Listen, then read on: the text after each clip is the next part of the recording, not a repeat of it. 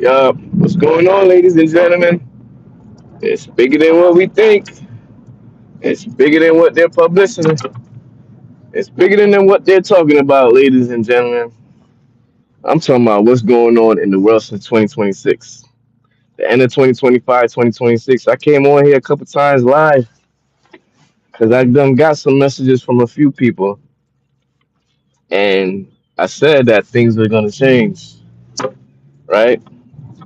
Things are changing. The economy is changing. Economics is changing. The way we look at money is changing. And we gotta learn about it. We gotta be on point. So now the reason why I'm coming on here is because it's a lot of things been going on the last few days. We see what's going on in Venezuela. We see what's going on in Ukraine. We see what's going on in Israel and Gaza and all places. A lot of attention for war. A lot of attention for war. But it's bigger than just war, right? It's bigger than just initiating war and getting involved with war and people losing their lives, right?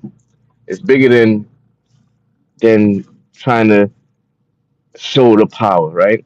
It's bigger than that. When I'm talking about all of this that we're going through, it's a bigger picture. What happened in Venezuela? They going in there, they stealing that man from his country or whatever. Military exercise they did. It's not a declaration of war because of how they did it and things like that. So with that said, now it's bigger than what the media is saying. Because when they first started off, it was supposed to be all because of narco terrorism and they're shipping drugs and drugs are killing off people in the U.S. But then as the story continues to progress and they start to see the oil tankers and things like that, it starts to develop more like, okay, now it's going to be more prone to talking about it has to deal with oil, right? The oil reserve and them shipping the oil and it's supposed to be restriction, but they're shipping oil to these different countries and it's supposed to be um, I forgot the word that they use, but basically that's supposed to be shipping out oil to different countries or whatever like that is. So limit or whatever they try to ban them and try to hold them down, but they was going at it anyway. They were still distributing the oil, tapping into the reserve, not printing, not pumping up as much oil as is possible, but they were still doing it right, tapping into the reserves, et cetera, like that. And what happened is now,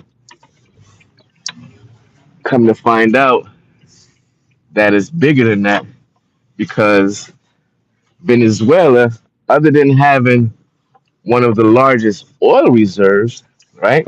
Coming to find out now that other than having one of the largest oil reserves, Venezuela also has one of the largest Bitcoin custody reserves for the country. And I mean, I knew Venezuela was dibbing and dabbing in the crypto and stuff like that. But when I came across this information and I did some research to find out, I think they're probably the fourth largest entity of Bitcoin holders. Like their custody is like one of the fourth biggest in the world, and I'm talking about compared to the U.S., compared to Satoshi, because Satoshi, whatever that wallet is, got one of the largest. Um, Mount, what is it? Mount Docs and what is the Michael Saylor? Michael Saylor, whatever that company was. They had a larger reserve than all of that. So now it's like, okay, so what happened now was Venezuela was basically trying to leverage their oil reserve in addition to leveraging their crypto assets. And what was going on now is they weren't pumping out as much oil as they could because it was a limit. They were not even supposed to be doing as much as they're supposed to do, but they were still pumping out oil, and they wasn't selling it to the U.S. or any of its allies. They were selling it to other countries, such as Russia. They were selling oil to Cuba. Um, I think Iran. It was a few different other places, right? But what happened is when they're selling these barrels of oil, they're not selling it in the petrodollar, right? The petrodollar is custody is compared to the U.S. dollar. So the petrodollar is basically backed by the U.S. dollar, but they wasn't purchasing or doing these transactions with the petrodollar. What they was doing was these transactions within crypto. So they're doing oil barrels transaction within using crypto, within using Bitcoin, Solana, stablecoin. They try to use stablecoins, but the stablecoins really wasn't working, right?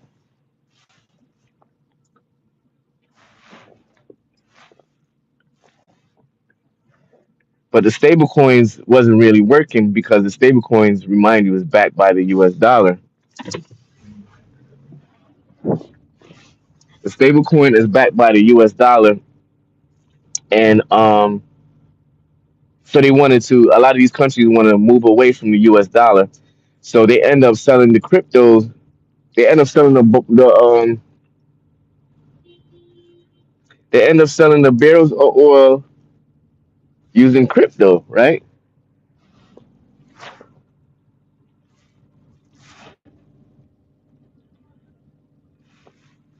Using crypto and other sorts of like Bitcoin and stuff like that.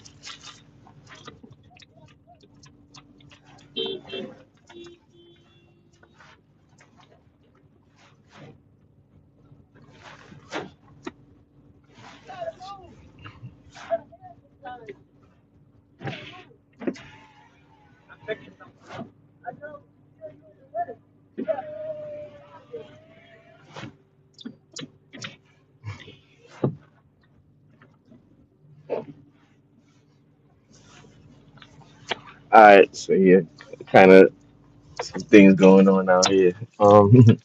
People talking to one of them, so I guess he probably doing Uber or Lyft or something like that. And he was holding up traffic and the whole street blocked off.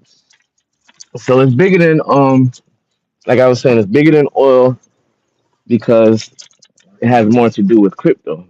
In this video, this live, we're talking about oil, talking about crypto, the housing market. Have y'all seen or heard about the announcement that President Donald Trump made in regards to having big investors, banning big investors from um, buying up single family houses because they're buying up the single family houses and they're selling it at a higher prices, way more higher than the market price.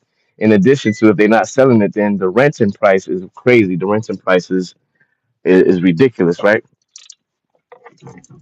So that's a big thing that's going on right now, right? In regards to the housing market, I believe he made this announcement a couple of days ago. So a lot of the big companies, um, yeah, Blackstone, what's some other big time entities won't be able to. Well, we're not exactly sure how this all is going to work out, but they won't be able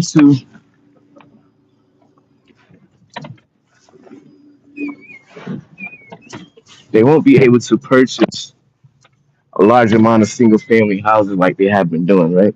And that's because they want to open up the market, have the housing market be able to have more middle class people, people able to purchase homes instead of having these big companies purchasing a house and renting them out, putting increased prices on it, all of that stuff. So that's what about the housing market. The oil, the oil, they're trying to leverage Venezuela oil, trying to get more oil out of Venezuela reserves, and basically um, the U.S. not really just trying to make money just for the U.S. They also trying to get back to the Venezuelan people. And come to find out, some people that's from Venezuela, a lot of people are, well, I'm not sure exactly how true this is, but a lot of people who are in Venezuela, even though they say they're not celebrating, they cannot show the enthusiasm about that man getting stolen from his country. They stole a, how you steal a president from his country? How you steal a man from? That's crazy, right? So they went in, did what he had to do, took the man out, and basically saying, narco terrorism, this, and that. He was doing a lot of stuff, dictatorship, and a variety of things, harming his people, malicious acts, so whatever it was. But if you really look at the bigger picture, it's all about leveraging that oil reserve in addition to trying to also tap into that crypto, that Bitcoin reserve, that Venezuela. Venezuela, I didn't even know that they had one of the largest Bitcoin reserves, largest Bitcoin reserves. And if you know about Bitcoin, you know the price of Bitcoin. Why this lady keep walking back and forth with this dog? If I step out this car, this dog could do something. I'm not gonna do anything. I'm just gonna pet. Hey, nice doggy. So, so that's why I want to come on this live to talk about some of the information that I came across. Right.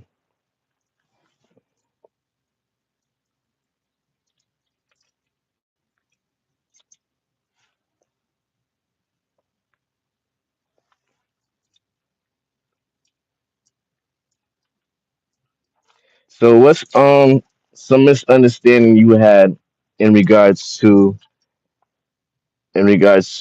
the what's going on in Venezuela with the oil reserve, all that stuff, right? Let me know. Leave me an answer. What's your thoughts about what's going on in Venezuela in regards to narco terrorism, the oil reserve, um, the crypto, having all that crypto? You know, is that one of the another main reason why they end up taking this man from that country, right?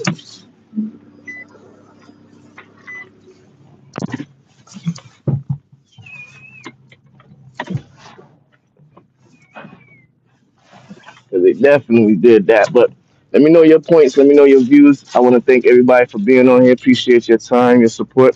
Hit that like button, hit that subscribe button if you're already not. And I'll talk to you next time. Peace.